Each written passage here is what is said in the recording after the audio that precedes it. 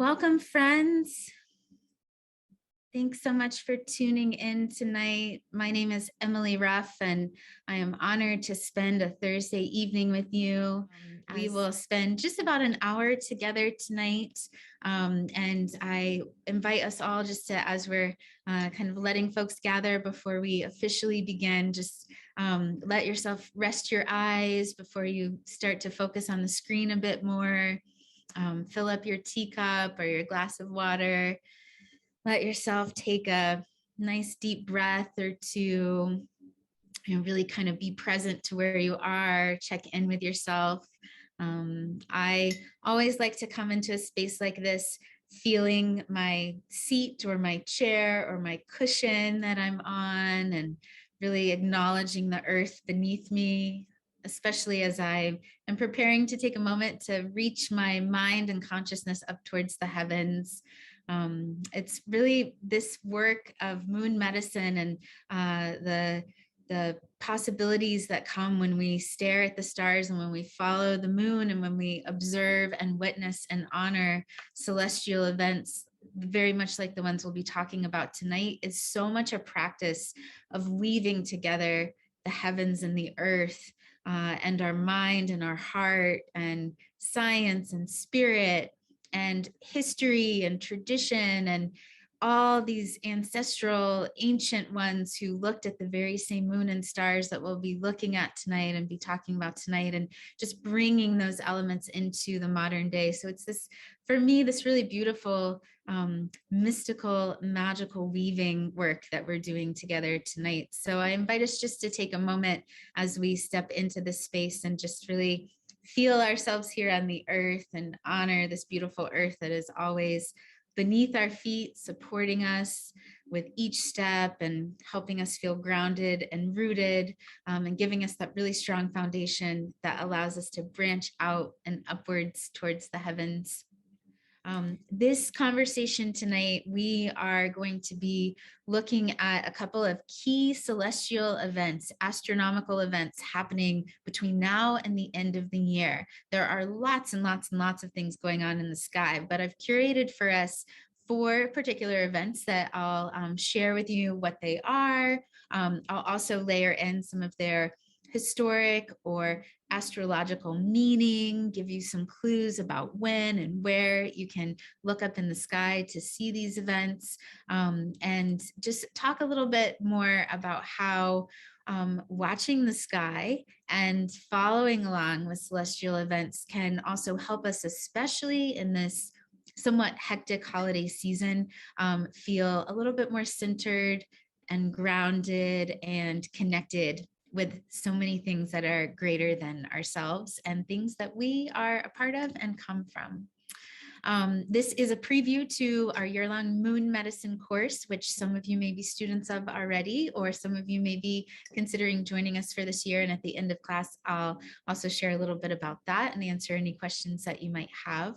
And I just want to, before I launch into some juicy tidbits about the stars that I'm excited to share with you tonight, I just want to really honor each of you for listening to the call of the stars and coming with your curiosity. Some of you may be longtime stargazers and have telescopes and know all about the planets. Some of you may be astrology buffs and know all about star charts and zodiac signs, and some of you, this may be completely new for you. I hope that what I share tonight can be a very much a basic introduction that helps you, no matter what level of previous experience you come in from, be able to follow these events in the next few weeks and gain some meaning and inspiration from them. I want to honor my teachers that have guided me and inspired me in this work, and most especially my dear friend Rosemary Gladstar, one of my mentors and fairy godmothers. I think you can see Rosemary right behind me. Many of you know her from her books and from her teachings, or have had the pleasure of visiting her longtime home and sanctuary, Sage Mountain, where I'm tuning in from tonight.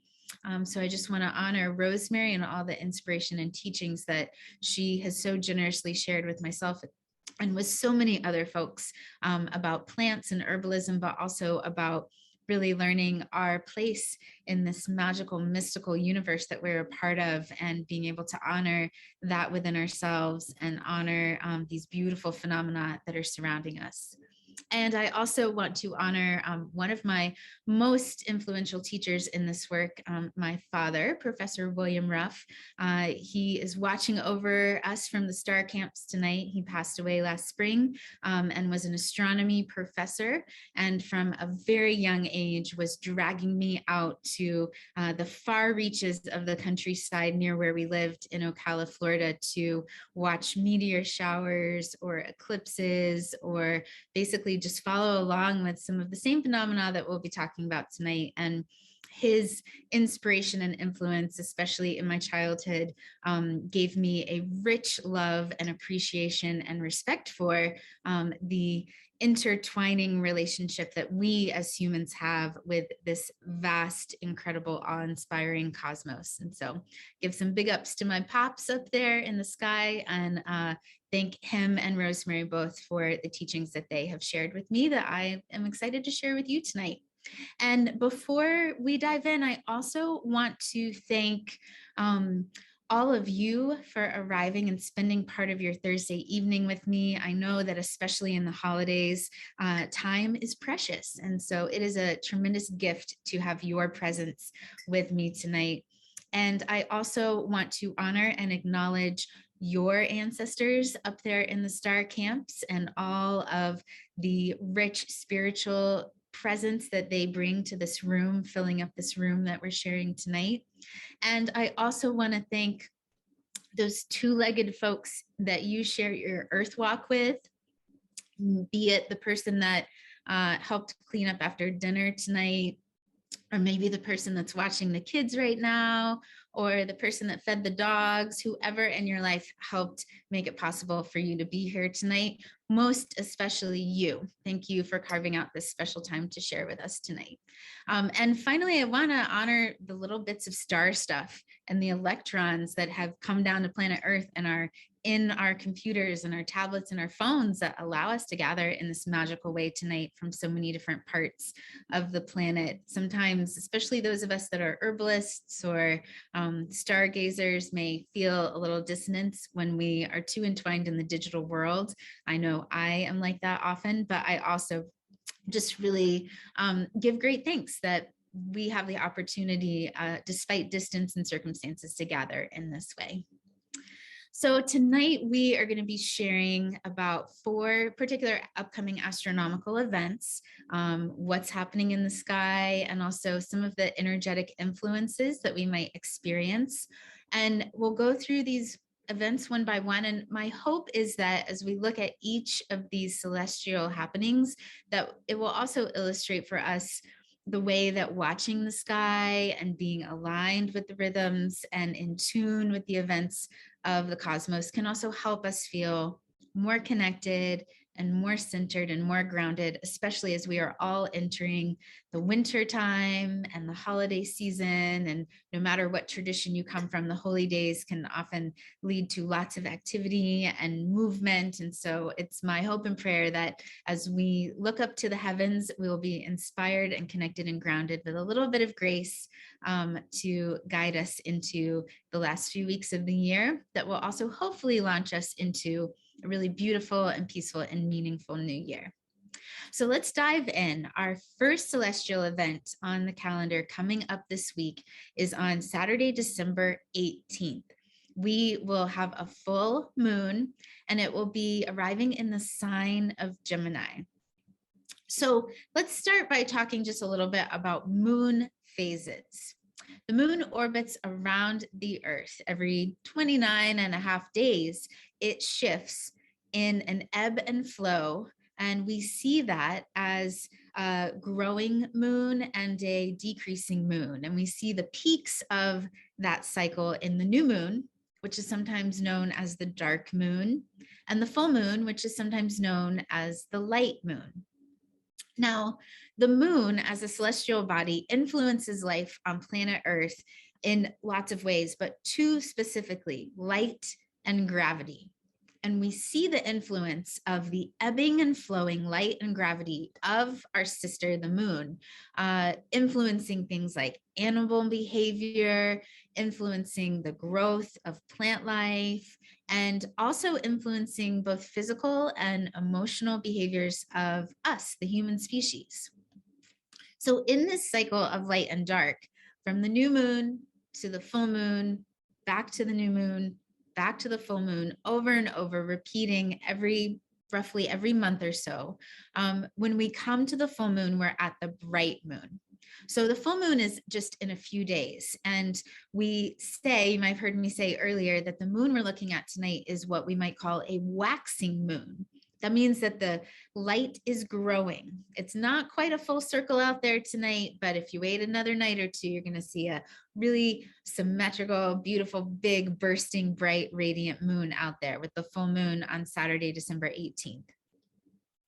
In a energetic sense, full moons represent completion of a cycle. We think about the fulfillment of possibility when we think about the full moon. We might equate that in our own lives to something like materializing an intention or a dream that we may have set or spoken at the beginning of a cycle with the dark moon or the new moon. Full moons are times that I think are really auspicious for us to celebrate and to connect with energy and people outside of ourselves. A lot of times you may hear about in places like police stations or hospitals or birth centers that there's a spike of activity, there's a bump that happens at the full moon. And that's that light and gravity of that big, radiant, bright moon influencing us as humans and calling something out in us. You know, there's these legends about werewolves. And I think that while they might be urban myth, there is probably something to the concept of us feeling drawn outside of ourselves and feeling a bit more energy, a bit more energized at the time of the full moon. Now, generations ago, before we had all these electric suns in our house, these little lights that we could just turn on and flip a switch, this artificial light that was surrounding us constantly, our ancestors lived and moved by the ebbs and flows of the light of the moon. And any of you that live in a rural area probably notice the change in light between the new moon and the full moon a little bit more than some of us that might live in an urban area. I lived for decades in the city of Orlando in Central Florida, which has little full moons shining all night long on every street corner, the street lights and the outside lights, lots of lights going on all the time. And over the years, as I would come up here to Central Vermont in the middle of 80,000 acres of wilderness and spend some time here at Sage Mountain, I would find that at times when there's a full moon, I would become a lot more restless. I might have a little more difficulty sleeping because this big bright light was beaming through my window. Versus at the new moon, when the moon is dark, I would get much more restful sleep. And even if we live in the middle of the city, these energies can still affect us. These phenomena are still something that we may experience. And as part of my practice, what I call moon medicine, I'm always striving to look at these cycles, for instance, the new moon, the dark moon, or the full moon, the bright moon, and think about the energy that they portend. Think about the influence that they may already have on my life.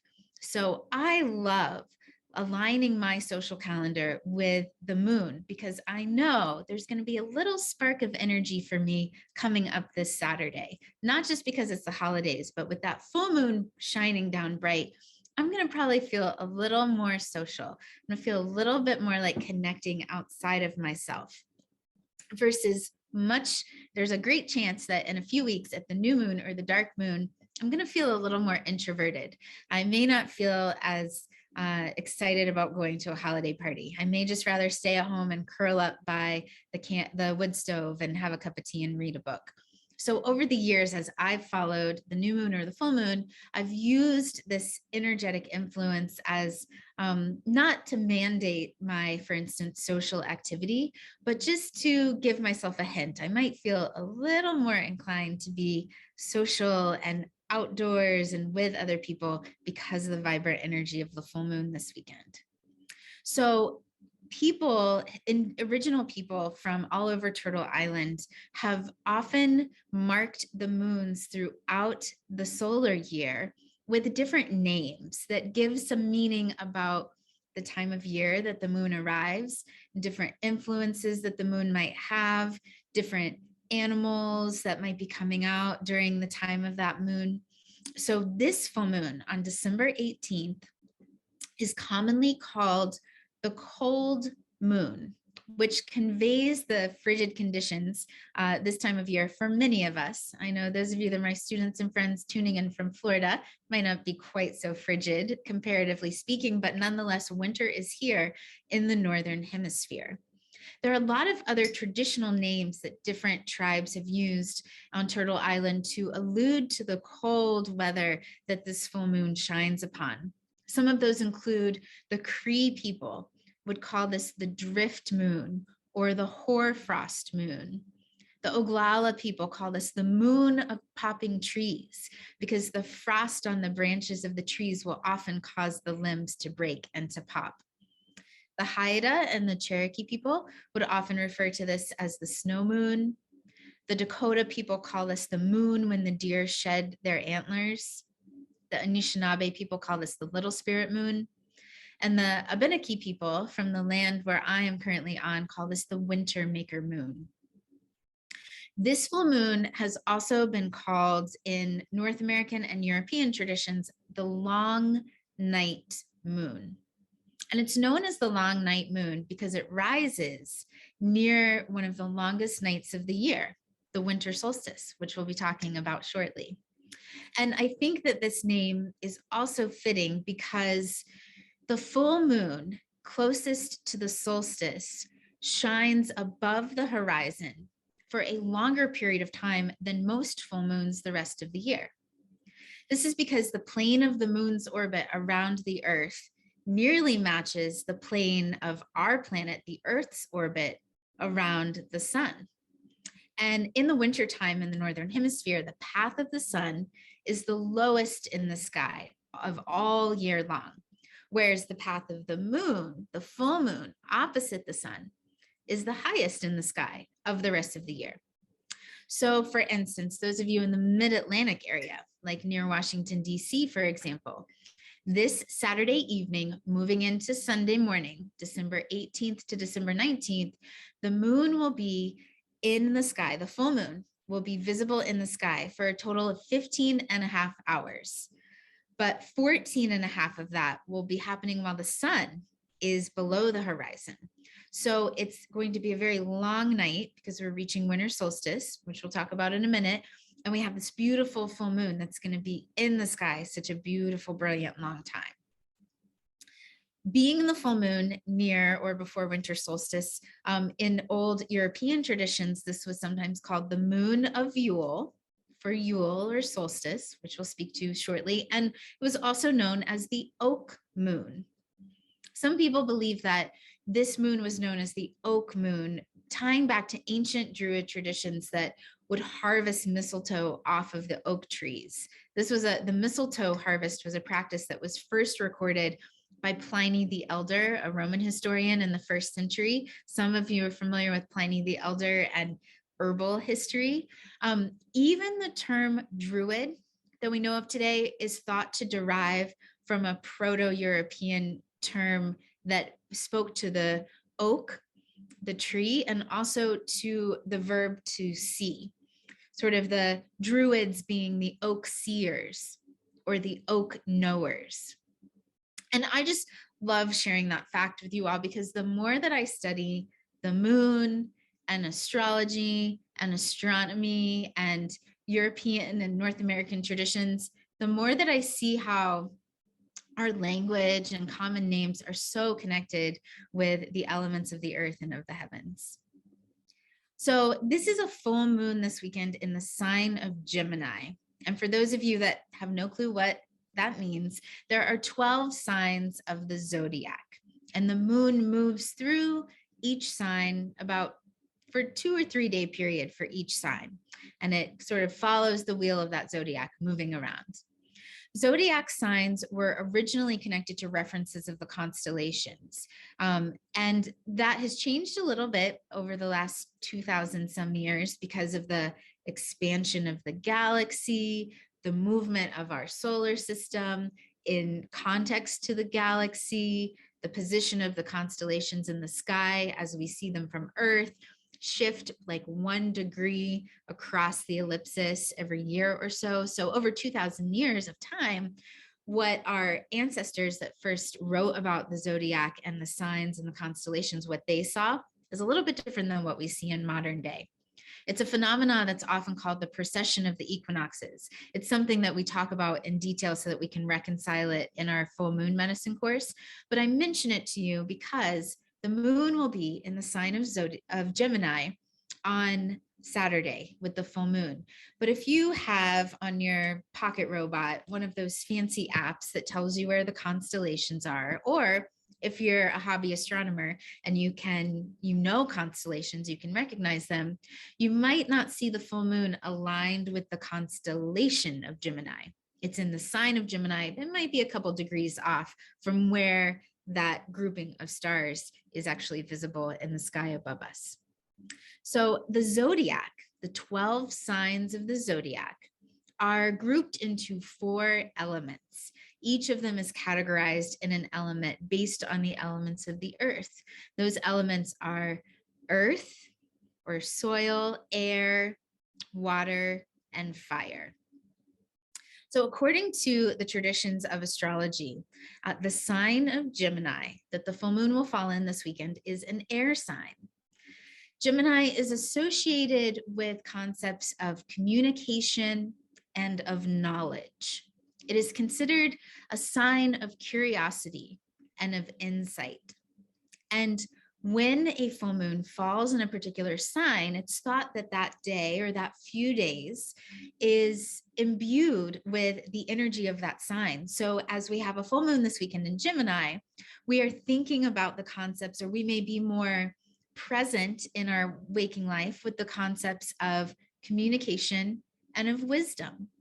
We might be encountering conversations or interactions in relationships or dreams or thoughts as we take a hike or reflections as we journal that are centered around how we translate information that we receive into an insight or into knowledge or wisdom.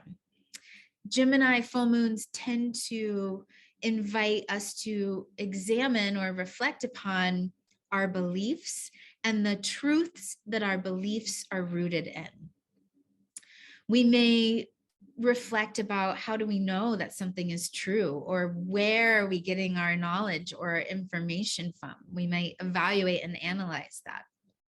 So this weekend, I invite you to observe in your conversations and interactions, how is curiosity and knowledge and belief as it connects to facts or truth? How are those themes showing up for you? And also, what might they be inviting you to examine, or what might they be challenging for you? I know when a Gemini full moon comes across my path, sometimes I'm, really through conversations or interactions in my relationships, I'm really challenged to think about, okay, I have this belief, but what is the basis for that belief? And is it a belief that I should be open to moving, especially when it comes to my close relationships and how my beliefs inform my role in those relationships? We see these themes individually in our life, but we also see them collectively. So while we may be presented with some of these questions or reflections, also people around us are experiencing them in their own unique ways as well. No matter what sign a full moon is in, I always take the opportunity on the night of the full moon and a day or two on either side to think about how I can honor that full moon, how I can witness that energy, how I can, through practices in my daily life, through journaling, through just simple things, how I can give witness and thanks to the moon in its bright, radiant state. And so some of the things that I'm thinking about this weekend are practices that, if you joined me last week in my lunar living class with Rosemary, these might be familiar to you. One thing that I will definitely be planning to do is making moon water, which is just the act of putting a vessel of water outside under a bright full moon and letting the moon's energy sort of infuse into that water or charge up that water. And then when I wake up in the morning, I'll go outside and I'll gather, it might be a crystal bowl or a Pyrex dish or a mason jar, whatever type of vessel is calling to me, but I'll gather that water that's been sitting out under the full moon all night. And I might use it in a special tea that I make that day. I might pour it into a bath or a foot bath. I may just leave a little bit of it on my mantle or a sacred space or an altar space. But I'm going to bring in the energy of that vibrant moon and then work with that water in some way, just as an honoring and way to capture the energy of that radiance. I'm probably also going to make a lunar tea, which is very similar to a moon water, but I'll add some herbs. So I'll select some herbs from my apothecary that are really speaking to me, and I'll blend them into a vessel of water, and I'll leave that outside overnight to be charged up by the moon. Some of you that live in a wintry area, like central Vermont, where I am tonight, may be thinking, well, my goodness, that water is going to freeze. Absolutely. Sometimes moon water or lunar teas might freeze.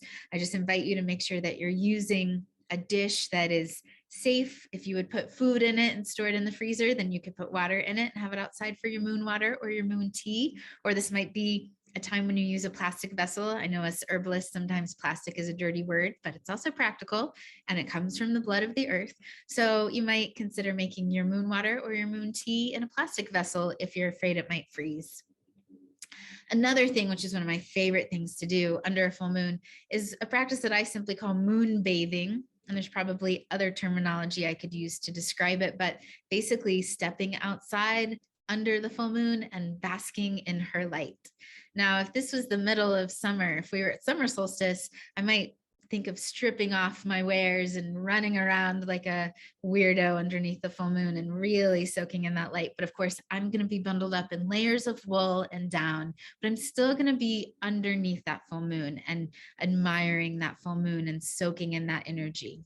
In fact, full moons are some of my favorite times for a night hike, especially in the winter, because the moon illuminates the forest so beautifully, especially reflecting off of that bright white snow.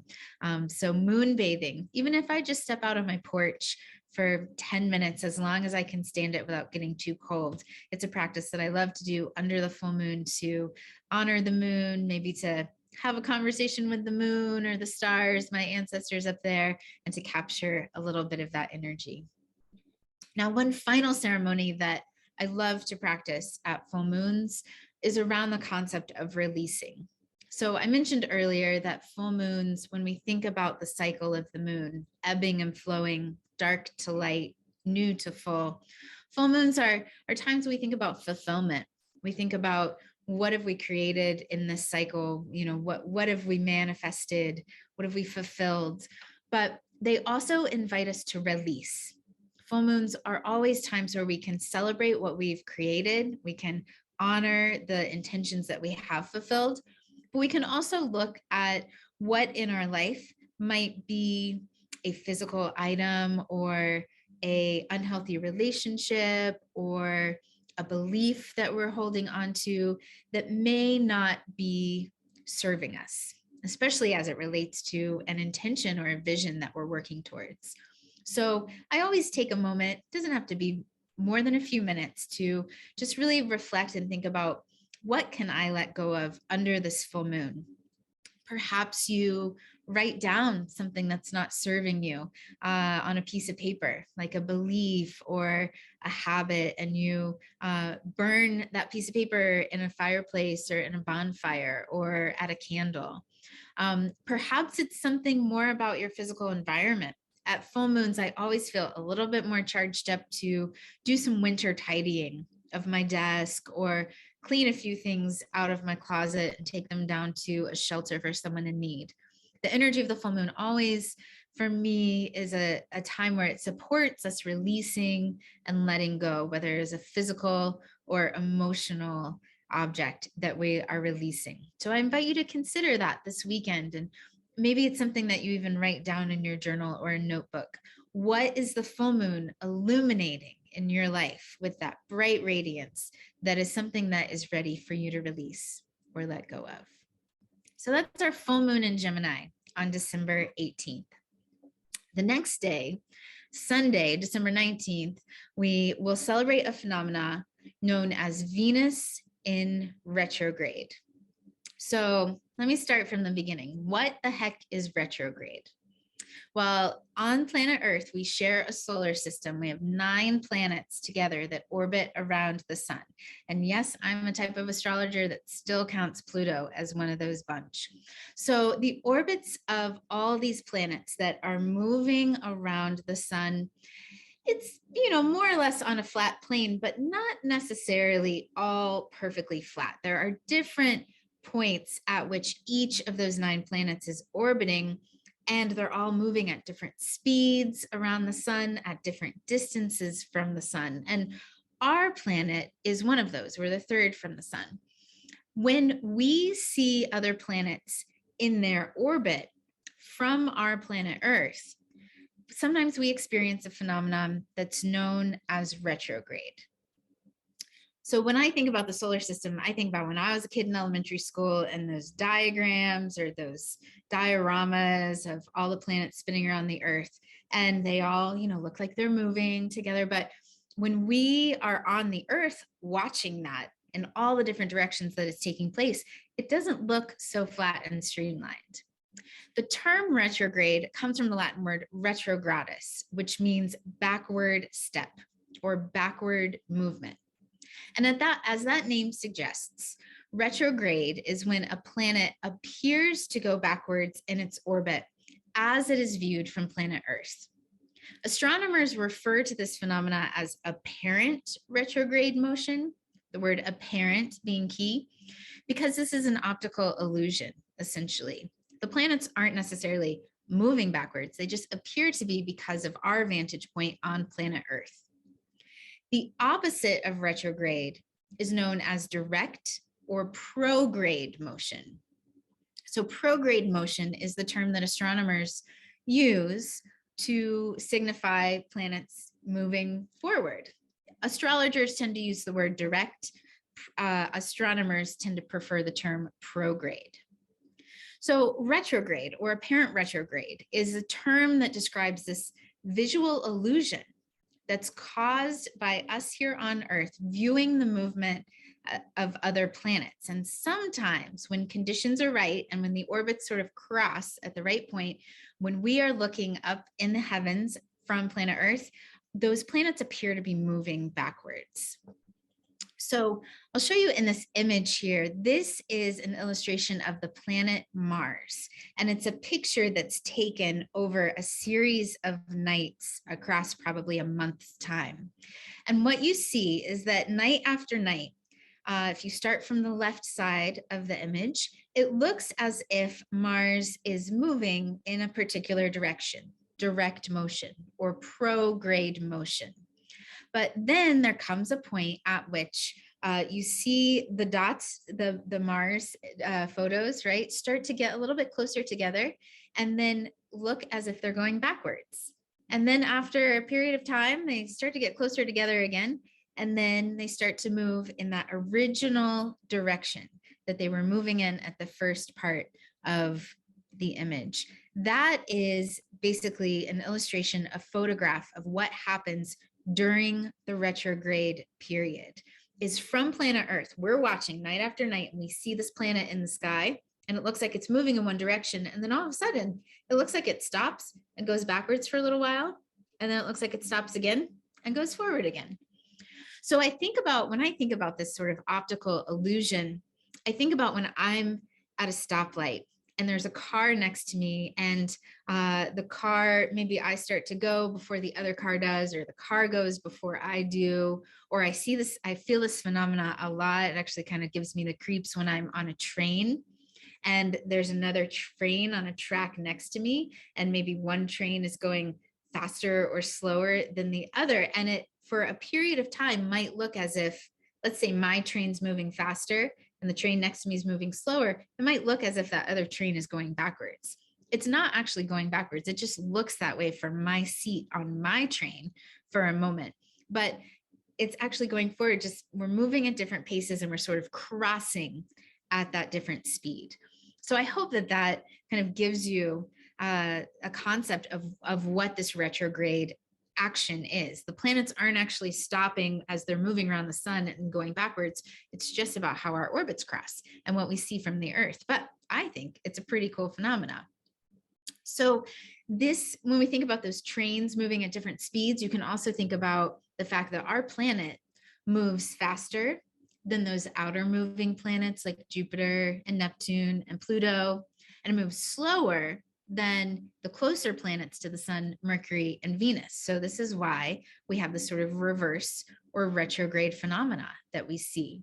And you know, there's also like other planets get the same optical illusion. If we could sit on Mercury, for example, then we would see the sun even move, looking as if it was moving backwards in the sky. And once a year on the planet Mercury, if we were able to stand there and watch the sun, we would even get two different sunrises in the same day, because it would look as if the sun was going up and then it would halfway go down and it would go up again. Retrograde for me is such a cool phenomena. But we hear about retrograde, especially in astrology, when that period of time comes every so often where those speeds of the orbits cross and it appears that another planet is moving backwards. In the study of astrology, it is thought that when a planet appears to be moving backwards, appears to be retrograde, that the energy of that planet has not necessarily a backwards energy to it, but a slowness, or it causes us to evaluate or reevaluate the areas of our human experience that that particular planet is associated with in the study of astrology. So this weekend on Sunday, Venus is going to be retrograde. Venus is the second planet in our solar system, moves a little bit faster than us. And in the study of astrology, it's a planet that's associated with things like beauty and pleasure and relationships. So Venus, when it moves retrograde on December 19th, it will stay retrograde for a couple weeks till January 19th, December 19th to January 19th. And in that period of time, it is very likely that we will have conversations, events in our life, reflections and meditation that will spark a reevaluation of our values and our experiences around the things that Venus is associated with. Things like relationships, things like beauty, things like pleasure. And like Venus retracing her steps in that retrograde motion, we are invited while Venus is in retrograde to think about reevaluating, going back, thinking about our values and our experiences related to relationships and beauty and pleasure. And especially if anything in our life is not feeling in alignment in those areas, then this retrograde period is going to give us an opportunity to reevaluate and see what we might change in our life that will give us a sense of alignment in the areas of our relationships, especially our intimate relationships, beauty, pleasure, how we express that in our life, how we experience that in our life, how we receive that in our life, and how we create that in our life. So that may look like, in a practical sense, in a partnership, we may feel some tension around, are we receiving pleasure? Or beauty, our concept of our self-beauty, or as it relates to the standards of beauty in the world, we might feel some tensions in those areas. It's not a time where we should feel like those areas are falling apart, but there might be just enough tension to move us out of what might be a comfort zone and into a zone where we are truly feeling fulfilled in those areas. Venus retrograde will give us an opportunity to look at those areas through a different lens and allow us the chance to slow down, go back in time a little bit, just like Venus is doing in its apparent orbit, and receive guidance through going slow, through looking at past experiences, through thinking about any steps that we may have skipped as we were walking on our path in these areas that might allow us to change our perspective or change something in a relationship or change even how we take care of ourselves that will allow us to feel more fulfilled and more in alignment in those areas. In retrograde, sometimes we may feel frustrated if things are not changing or moving or advancing or progressing in areas like that are governed as quickly as we might like. And it's sort of by design, like this is a slow time. So if you start to feel that impatience, trust that when Venus moves into its direct orbit or direct motion on January 19th, then those areas that might feel like they're not progressing quickly enough are suddenly going to move right back in their normal pace. Now, as a very interesting side note to the retrograde conversation, Venus is quite an exception in the solar system, astronomically speaking. Every planet has this apparent retrograde that we see from our planet as we look at their orbits in comparison in the sky. But Venus uniquely has what astronomers call a real retrograde motion. And what that means is that Venus spins or rotates on its axis in the opposite direction from every other planet in the entire solar system. It's unique in that way. If the thick Venusian clouds that cover that planet were ever to part, the little Venus beings, whoever may live there, it would appear as if the sun rose in the west from the planet Venus and that it set in the east. So Venus spins totally opposite from Earth and every other planet in the solar system. Not obviously something we can see this weekend, but certainly something just to know. Maybe you can, share that fact at a holiday cocktail party or something. But I think it's a really cool, special thing about Venus. So, two more phenomena coming up the next few weeks. December 21st, next Tuesday, we have winter solstice. The word solstice comes from the Latin word sol or sun and sistere, which means to stand still. So loosely translated, it means that the sun is standing still. This is because for a few days before and after each solstice, the sun's path across the sky appears to stop or to freeze. And its noontime elevation changes so slightly along its path that it seems to stay the same or stand still. Now, in December 21st, in the Gregorian calendar, the northern half of Earth, or the northern hemisphere, where most of us are tuning in from tonight, we experience winter solstice on December 21st. In the southern hemisphere, they experience winter solstice in June, and so next week they're experiencing their summer solstice. When one hemisphere experiences winter, the other simultaneously experiences summer. And this is because the Earth is tilted on its axis, roughly 23.5 degrees. This tilt makes it so that half of the Earth is pointed away from the sun while the other half is pointed towards it, and vice versa as it moves in orbit around the sun. Winter solstice marks the first day of astronomical winter, and it is the day with the fewest hours of sunlight in the whole year, making it the shortest day and the longest night of the year. So while we might just be entering winter season up here in the north and have several more months of cold weather ahead of us, when we mark winter solstice, we also can celebrate that even though we have a few more months of cold temperatures, the sun is returning. We have the shortest day of the year on December 21st, and then every day following, we will start to have a little bit longer day. Each day will grow just a little bit longer until we reach summer solstice on the other side of the calendar. At winter solstice, we in the northern hemisphere are tilted the farthest away from the sun, as we will be all year, which is why we have the shortest day the sun's path across the sky is the lowest in the sky that it will be all year. The sun will rise in the east and it will set in the west and create this arc overhead. And during the winter, that arc is the lowest in the sky. It's the closest to the horizon that it will be. So one way that we can observe that phenomena and how it affects planet Earth, while I love talking about these astronomical concepts, I like to think about how we can also experience them aside from the fact that the hours of the day will be short. And one way that we can know that it's solstice is on the day of winter solstice. You can stand outside at high noon and look at your shadow. It will be the longest shadow that you will cast on the ground of the entire year. So do that next Tuesday on winter solstice and look at how long your shadow is, and then go back out in June at summer solstice.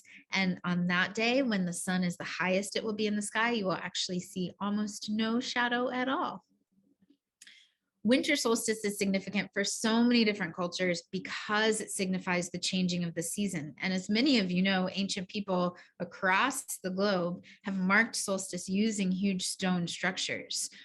In many cultures, solstice is sort of a midway point. Solstice as an astronomical event is also aligned with the Celtic wheel of the year and the festival of Yule. Yule is a 3-day festival at winter solstice that was celebrated in pre-Christian Europe. Around the 10th century, it became associated with Christmas during the Christianization of Norway, and that association just sort of spread throughout Europe. So when we think about Yule and that pre-Christian old European tradition, we see a lot of different traditions like the Yule tree and the Christmas tree, adorning our home with evergreen boughs and conifer, adorning our home with lights. In pre-Christian old European times, we would light a lot of candles around Yule because it was the shortest day of the year. And it would also be a way for us to welcome in the light again as those days were increasing. So you see a lot of similarity at this time of year between those old traditions and our modern Christmas tradition today. And Yule, we think about its connection to solstice and the death of the light, the shortest day, but also the rebirth of the light. We also think about it as a death and rebirth of our life, a death and rebirth of the cycle of a year. In some sense, in ancient times, it was quite literal. Winter was a survival time. We had to really cling to life in those winter seasons. But now, of course, it's celebrated much more symbolically, but nonetheless, this ushers in a time for us to think about release and renewal. Think about letting go in that dark day on solstice, things that are ready to be released, but also to really renew ourselves, to invite in and welcome and honor that light that's coming forth. So you might consider next Tuesday, but also in the days leading up and afterwards, in addition to any perhaps Christmas traditions that you have, think about how you can sit with a candle, how you can bring in some greenery to your home, and also how you can reflect in your journal or your meditation, any of the things that in that darkness are ready to just kind of be incubated and composted and turned back to the soul so that they can make room for all the light that is returning. The day after winter solstice, our final celestial event for tonight's conversation is the Ursid Meteor Shower. The Ursid Meteor Shower generally takes place between December 17th and 26th every year. It radiates out of the Little Dipper constellation, so that's where you'll be looking in the sky if you hope to catch a few shooting stars to wish upon. This year, the meteor shower will peak on December 22nd.